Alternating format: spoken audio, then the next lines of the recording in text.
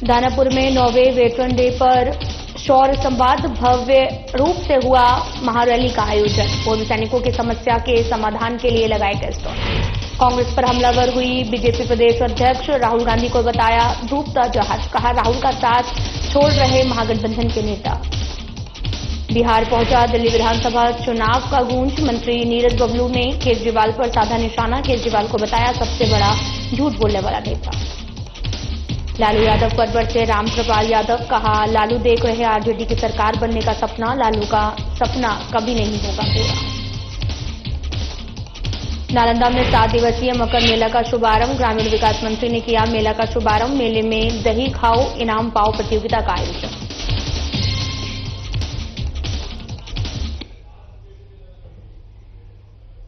नमस्कार, मैं हूं आपके साथ अंकिता पाल। बुलेटिन की शुरुआत करते हैं। दानापुर में भारतीय सेना के 9वें वेटरन डे के अवसर पर शौर्य संवाद और भूतपूर्व सैनिक महारैली का भव्य आयोजन हुआ।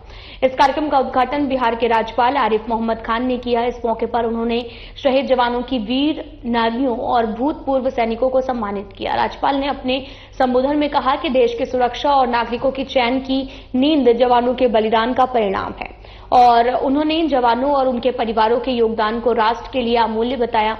इस आयोजन में बिहार रेजिमेंट सेंटर और बिहार सरकार के कई विभागों द्वारा पूर्व सैनिकों की समस्याओं के समाधान के लिए विशेष स्टॉल लगाए गए। कार्यक्रम में हजारों भूतपूर्व सैनिक, उनकी पारिवारिक सदस्य और कई वरिष्ठ आर्मी अधिकारी उपस्थित रहे। यह आयोजन न केवल शहीदों और सैनिकों के योगदान को सराहने का अवसर था, बल्कि उनकी समस्याओं को सुनने और समाधान करने का एक प्रयास।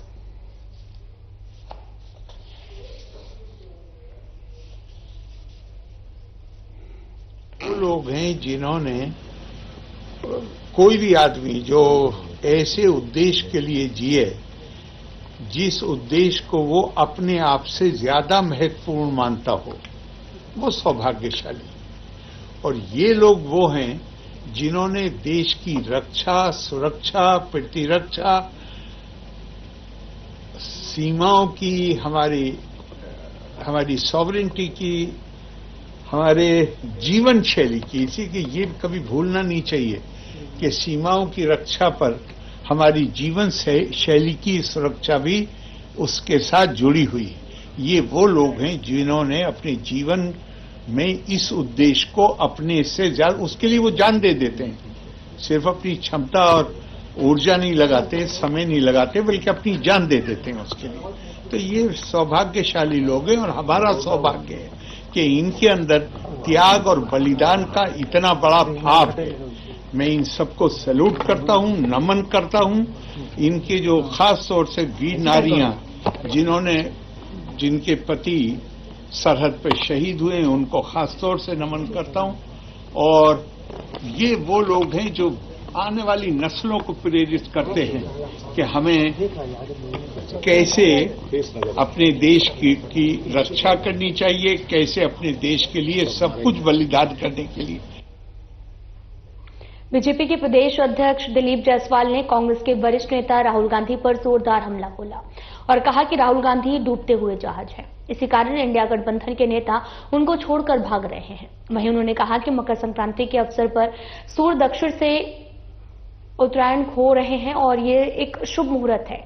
इसमें एनडीए पूरी तरह से एकजुट है। भगवान सूर्य आज उत्तरायण की ओर जा रहे हैं और एनडीए पूरा गठबंधन दल और भारतीय जनता पार्टी भगवान सूर्य के उस ऊर्जा को लेकर 2025 के चुनाव का आगाज कर रही है, संकल्प कर रही है। और आने वाले समय में एनडीए गठबंधन दल के सभी कार्यकर्ता चट्टानी एकता के साथ भारतीय जनता पार्टी भी उसके साथ मिलकर के पांचों गठबंधन दल आगे बढ़ने का काम करें। ठीक सर। राहुल गांधी एक डूबता हुआ जहाज है और इंडी गठबंधन के सभी नेता अब धीरे धीरे राहुल गांधी के जहाज से भाग रहे हैं, क्योंकि उनको मालूम है कि राहुल गांधी अपने तो डूबेगा ही, सबको डुबा देगा।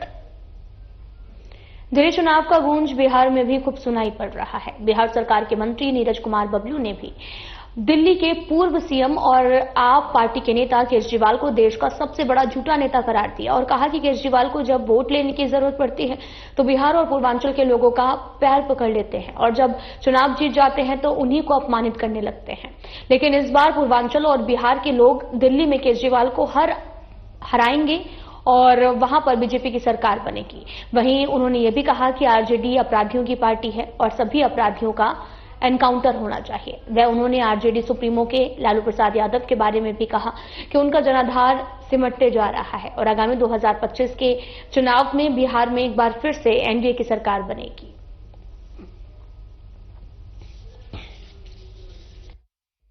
झूठ बोल बोल करके बिहार और यूपी के लोगों का पैर पकड़ते थे। वोट लेने के लिए जब जरूरत पड़ता है तो पैर पकड़ते हैं। और जब कोरोना के समय में लोग बीमार पड़े थे तो सबको खदेड़ने का काम किया था दिल्ली से।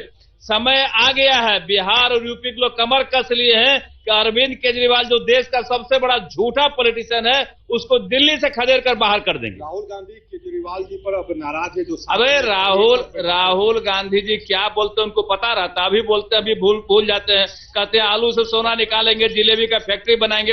ये लोग विदेशी लोग हैं, हिंदुस्तान के पैसा को लूट के विदेश ले जाना चाहते हैं। अरे आरजेडी में अपराधी का जमावड़ा है, सवाल उन्हें उठाएंगे, कौन उठाएंगे? सारा अपराधी आरजेडी से जुड़ा हुआ है। एक एक अपराधी का एनकाउंटर होना चाहिए बिहार में। पूर्व केंद्रीय राज्य मंत्री और बीजेपी नेता राम कृपाल यादव ने आरजेडी सुप्रीमो पर एक बड़ा तंज करते हुए कहा कि लालू प्रसाद यादव अपना दरवाजा खुला रखें, लेकिन वहां जाने वाला कोई नहीं है। उन्होंने कहा कि लालू प्रसाद यादव बिहार में फिर से आरजेडी सरकार बनाने का सपना देख रहे हैं जो कभी पूरा नहीं होगा। उन्होंने ये भी कहा कि एनडीए पूरी तरह से मजबूत है और उसकी चट्टानी एकता में जो लोग भी छेनी लगाएंगे वे टूट जाएंगे। 200% एकजुट है और चट्टान की तरह है, पत्थर में छेनी मारेगा वही टूट जाएगा। बस अभी भी ताक लगाए हैं। हाँ। अरे सब मोगरीलाल का हसीन सपना कोई देख सकता है? कुछ नहीं होने वाला है। पूरा का पूरा 225 इस बार एनडीए को आएगा। नीतीश कुमार के नेतृत्व में सरकार बनी है, बनेगी। मीसा भारती बोल रही है कि लालू का दरवाजा खोल कौन? लालू दरवाजा खोल दिया। कौन जा रहा है वहाँ? खोल के रखे ना, खोल के रखे ना, कोई जा रहा है वहाँ? वो दरवाजे में कुछ मिलने वाला है अपने परिवार के अलावे? कुछ है वहाँ? फिलहाल यहां रुकते हैं एक छोटे से ब्रेक के लिए।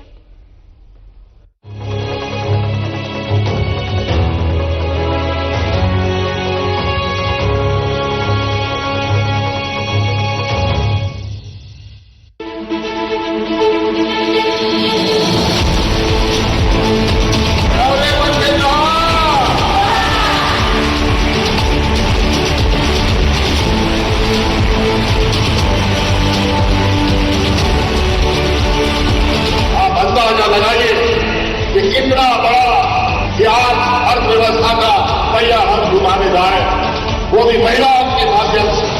देश के इतिहास में पहली बार मुख्यमंत्री हेमंत सोरेन ने मैया सम्मान योजना से बहनों को दिया 2500 रुपयों की सम्मान राशि और 2500 रुपया देवा थे हेमंत दादा। ऐसा मुख्यमंत्री कभी नहीं देखे थे, जो बोलते हैं वो करते हैं। और इसी तरह हम इनकर विश्वास में, हम इनकर भरोसा में, उम्मीद में खड़ा रहे और हम इनके साथ रहे।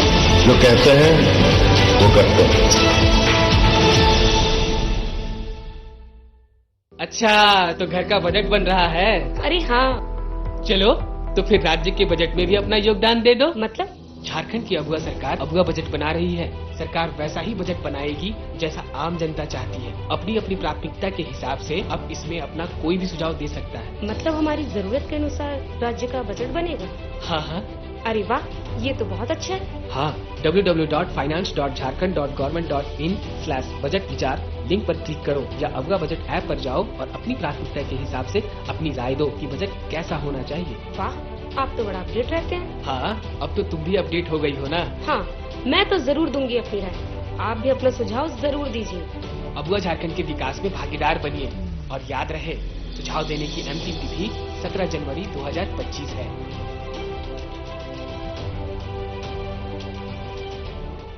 हमारे खेत, हमारी मिट्टी, हमारे सपनों का आधार है, लेकिन जब ये खेत अफीम की खेती में बदलते हैं तो इसका असर हमारे समाज, हमारे स्वास्थ्य और मिट्टी की उर्वरता पर पड़ता है। अफीम की खेती गैर कानूनी है। इसे रोककर हम अपनी मिट्टी को नई फसल और नए अवसरों से भर सकते हैं। सरकार आपकी मदद के लिए तैयार है। वैकल्पिक फसलें अपनाएं और अपनी आय बढ़ाएं, अपने परिवार का भविष्य बेहतर बनाएं।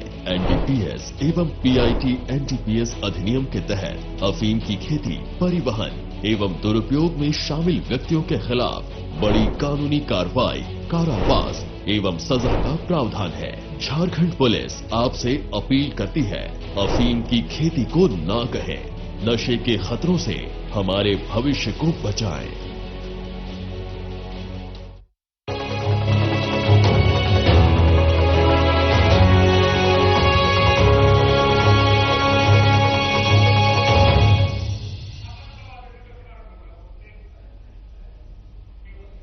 ब्रेक के बाद स्वागत है आप सभी का। रुख करते हैं खबरों की तरफ। बिहार सरकार के मंत्री नितिन नवीन ने नेता प्रतिपक्ष तेजस्वी यादव पर हमला बोला।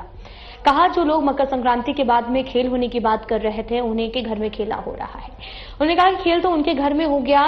नितिन नवीन ने कहा कि जो लोग जमीन पर काम नहीं करते, जनता से दूर रहते हैं, उनका कोई मोल नहीं है, उनको केवल खेल पर भरोसा रहता है।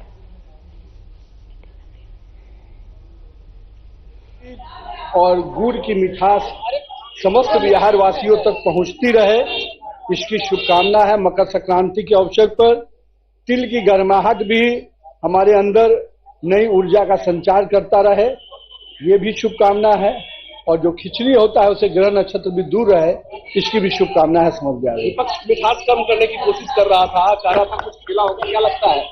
विपक्ष के खुद के घर में तो इतना खेला हो रहा है। कांग्रेस ने उनको दरकिनार करने का और कांग्रेस को उन लोगों ने दरकिनार करने का साजिश किया है। तो जिनके खुद के घर में खेला हो रहा हो, उनको कहां से समझ में आएगा खेल क्या होता है। बहुत बड़ी बड़ी बातें करते थे तेजस्वी यादव 12 फरवरी के लिए कि खेला होगा, तो खेला तो भाजपा ने करके दिखा दिया। और जो लोग खेला खेलने वाले लोग हैं वो जनता के बीच में नहीं है, और जनता के बीच में नहीं रहने के कारण ही जनता हमेशा उनको अपने समय समय पर हिसाब समझाती है। बिहार के नेता प्रतिपक्ष तेजस्वी यादव ने कथित डीके टैक्स की चर्चा कर बिहार की राजनीति को गरमा दिया है।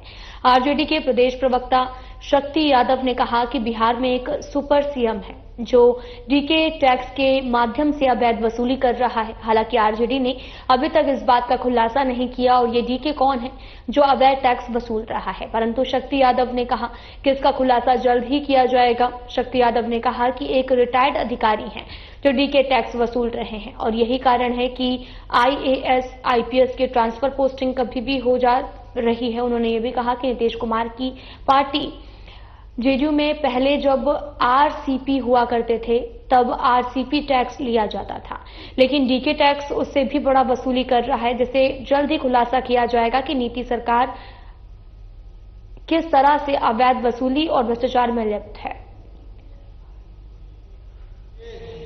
हमने आपके सामने आकर के ये बात इसलिए कहा कि कंपैरिजन बिटवीन आरसीपी टैक्स को अगर उठाइएगा, डीके टैक्स को उठाइएगा, तो आरपी टैक्स में लोक लज्जा भी था, हाया भी था, और पदस्थापन में बैलेंस भी था। वो नालंदा से थे, वो जब उनके हाथ में था तो कुछ पदस्थापन में, अधस्थापन में बैलेंस हुआ करता था। अमाउंट की उगाही तो पूरे तौर पर था ही, लेकिन एक बैलेंस था। लेकिन आज वाले में कोई बैलेंस नहीं है। जातिवाद की ऐसी प्रकाष्ठा कि नीतीश कुमार को कोई पता नहीं कौन व्यक्ति को कहां पर पदस्थापित किया जा रहा है। 2 महीना, 4 महीना, 5 महीना में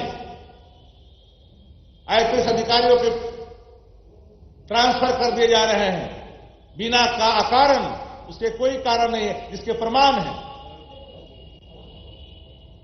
जातिवाद इनके अंदर फुट करके भरा हुआ है।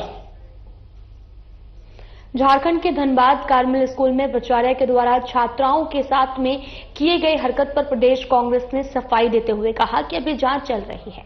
यदि ये सही पाए गए तो प्राचार्य के खिलाफ सरकार उचित कार्रवाई करेगी।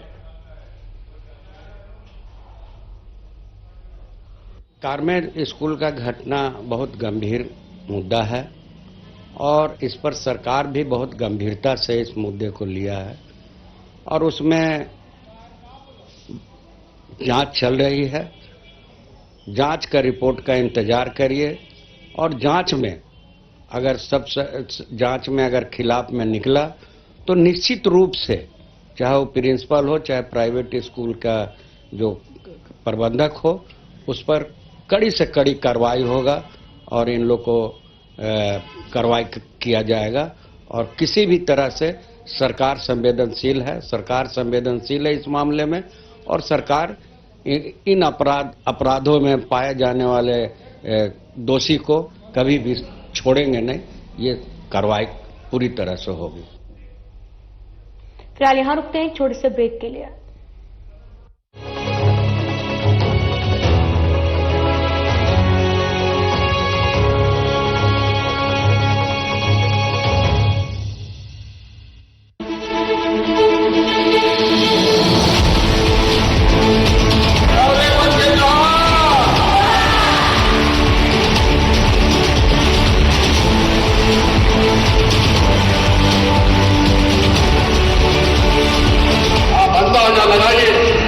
कितना बड़ा प्याज अर्थव्यवस्था का पहिया हम घुमाने जा रहे हैं, वो भी महिलाओं के माध्यम से। देश के इतिहास में पहली बार मुख्यमंत्री हेमंत सोरेन ने मैया सम्मान योजना से बहनों को दिया 2500 रुपयों की सम्मान राशि और 2500 रुपया देवा थे हेमंत दादा। ऐसा मुख्यमंत्री कभी नहीं देखे थे, जो बोलते हैं वो करते हैं। और इसी तरह हम कर विश्वास में, हम कर भरोसा में, उम्मीद में खड़ा रहे और हम के साथ रहे। जो कहते हैं वो करते हैं। अच्छा, तो घर का बजट बन रहा है? अरे हाँ। चलो तो फिर राज्य के बजट में भी अपना योगदान दे दो। मतलब? झारखंड की अगुआ सरकार अगुआ बजट बना रही है। सरकार वैसा ही बजट बनाएगी जैसा आम जनता चाहती है। अपनी अपनी प्राथमिकता के हिसाब से अब इसमें अपना कोई भी सुझाव दे सकता है। मतलब हमारी जरूरत के अनुसार राज्य का बजट बनेगा? हाँ हाँ। अरे वाह, ये तो बहुत अच्छा है। हाँ, www.finance.jharkhand.government.in/बजट विचार लिंक पर क्लिक करो या अगुआ बजट ऐप पर जाओ और अपनी प्राथमिकता के हिसाब से अपनी राय दो कि बजट कैसा होना चाहिए। वाह, आप तो बड़ा अपडेट रहते हैं। हाँ, अब तो तुम भी अपडेट हो गई हो ना। हाँ, मैं तो जरूर दूंगी अपनी राय। आप भी अपना सुझाव जरूर दीजिए। अगुआ झारखंड के विकास में भागीदार बनिए और याद रहे, सुझाव देने की अंतिम तिथि 17 जनवरी 2025 है।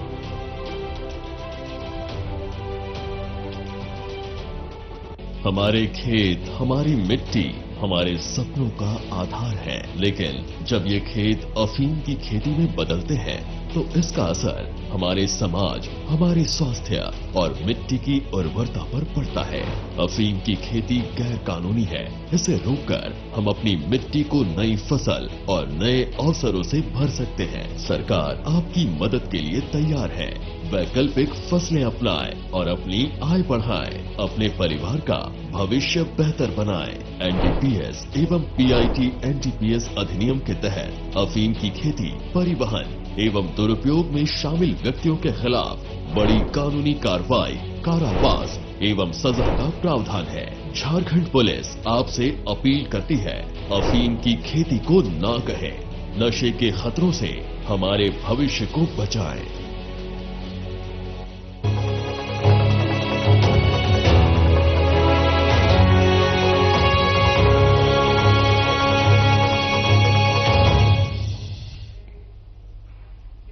ब्रेक के बाद स्वागत है आप सभी का। रुख करते हैं खबरों की तरफ। 20 जनवरी को डोनाल्ड ट्रंप अमेरिका की दूसरी बार राष्ट्रपति पद का शपथ ग्रहण करेंगे, जिसके बाद में आपको बताते चले कि भारत सहित कई देश के बड़े चेहरे भी पहुंचेंगे। हालांकि अनुमान ये भी लगाया जा रहा है कि भारत के प्रधानमंत्री शपथ ग्रहण समारोह में शामिल होंगे, लेकिन प्रधानमंत्री शामिल नहीं होंगे। इसी पर झारखंड प्रदेश कांग्रेस ने कहा कि पीएम से खास संबंध रखने वाले ट्रंप अपने शपथ ग्रहण समारोह में न्योता नहीं दिए। भारत की तरफ से विदेश मंत्री जयशंकर जाएंगे। मोदी को न्योता नहीं मिलने का खास वजह यह भी हो सकता है कि अडानी पर पैरवी करवाएं।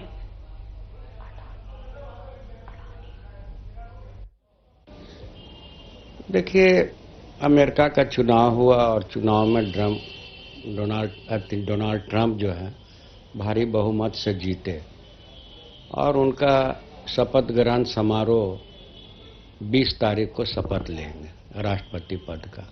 लेकिन ट्रंप ने, पूरे अमेरिका ने सारे देश को निमंत्रण अपने शपथ ग्रहण समारोह में दिए, चाहे वो चाइना हो, रूस हो, बहुत सारे देशों को। भारत को भी इग्नोर नहीं किया। भारत को भी उन्होंने शपथ ग्रहण समारोह में बुलाया, लेकिन पर्सनली रूप से जो निमंत्रण नरेंद्र मोदी चाह रहे थे, तो नरेंद्र मोदी को पर्सनली रूप से निमंत्रण नहीं मिला। और भारतवर्ष के तरफ से डोनाल्ड ट्रंप के राष्ट्रपति शपथ ग्रहण समारोह में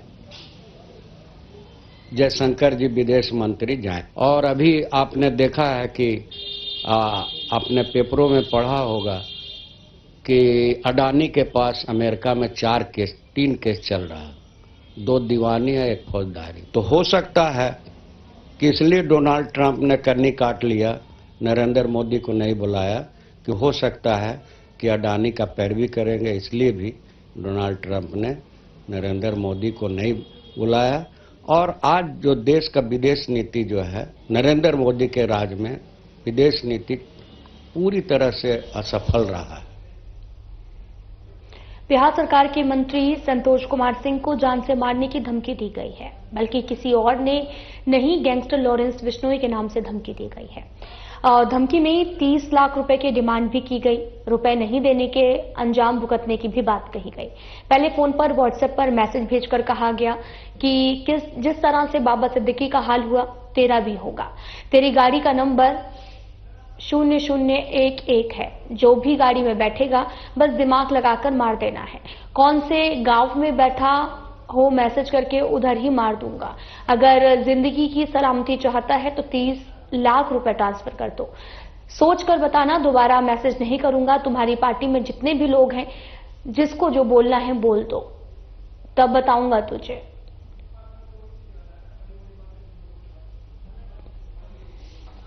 अभी आधा घंटा पहले मेरे मोबाइल पे कॉल आया और मैंने उठाया तो पूछा कि कौन बोल रहे हैं। मैंने कहा कि संतोष सिंह बोल रहा हूँ। तो मंत्री बोल रहे हो? बोले कि हाँ मंत्री बोल रहे हैं। तो बोला कि मैं लॉरेंस बिश्नोई बोल रहा हूँ। तो मैंने कहा कि बोलो। बोला कि 30 लाख रुपया दे दो। तो मैंने फोन उसका काट दिया।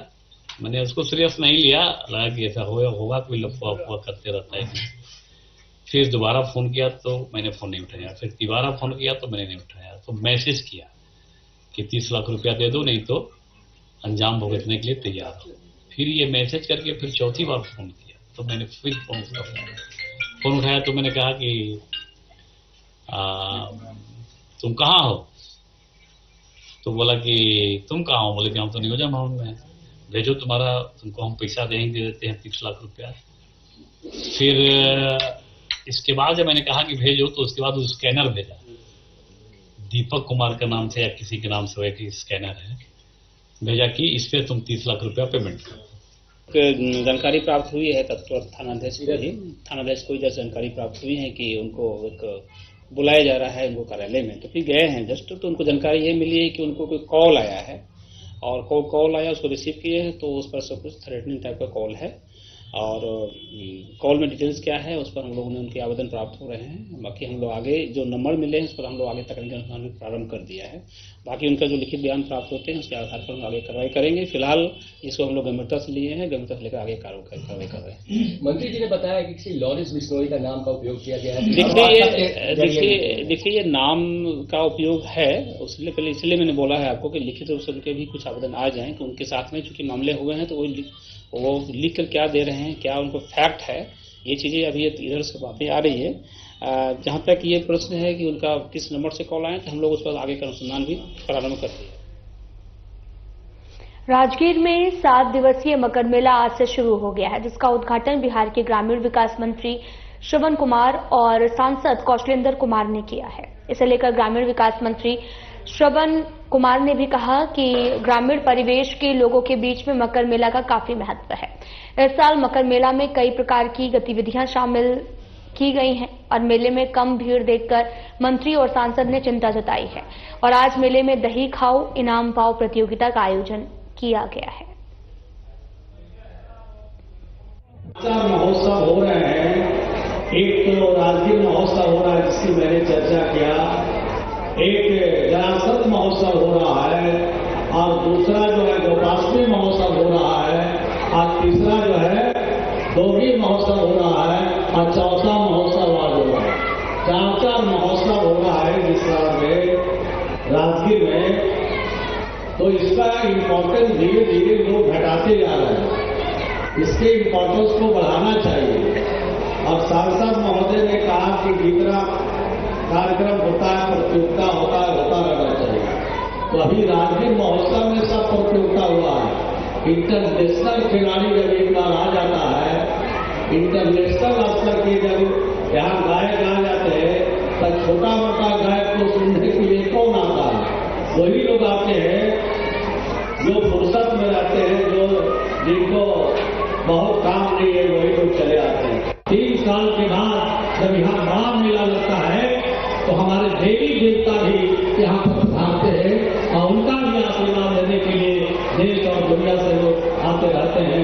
तो राजगीर के महत्व को बढ़ाने के लिए नीतीश कुमार जी ने जो कदम उठाया, आप सोच सकते हैं बगल में पांडु पोखर है, वहाँ जानवर चलता रहता था, आज कितना सुंदर बन गया। कन्वेंशन सेंटर, बिहार का पहला कन्वेंशन सेंटर कहाँ बना? तो राजगीर में, और राजगीर के बाद पटना में, और पटना के बाद बोधगया। फिलहाल बुलेटिन में इतना ही। नमस्कार।